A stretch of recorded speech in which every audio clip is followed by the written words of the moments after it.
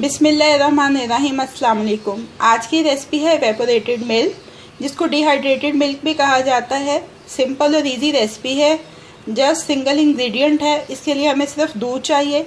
इसको हमने minimum level रख के अपने फ्लेम का इसको इतना गर्म करना है कि ये जितना दूध है ये इससे हाफ़ क्वांटिटी में रह जाए।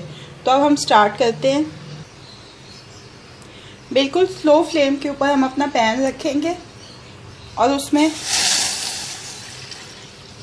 ये 2 कप दूध है और इसको हमने इसी धीमी आंच के ऊपर पकाना है कि ये 1 कप रह जाए।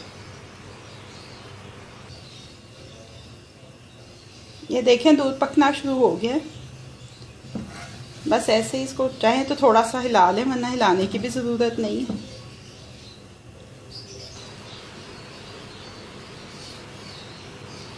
ये देखें दूध ने कलर चेंज करना शुरू कर दिया है और इसकी क्वांटिटी आहिस्ता आहिस्ता कम होती जा रही है।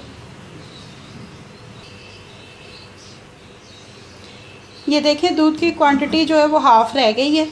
ये तकरीबन 1 कप के बराबर रह गया। कलर भी आप इसका देख सकते हैं, सारा पानी इसमें से जौन सा है वो ड्राई हो गया हुआ है। ये तैयार है। अब हम इसका फ्लेम ऑफ कर देंगे और इसको हम कप में स्ट्रेन कर लेंगे। ये देखिए इसको हम स्ट्रेन कर लेंगे।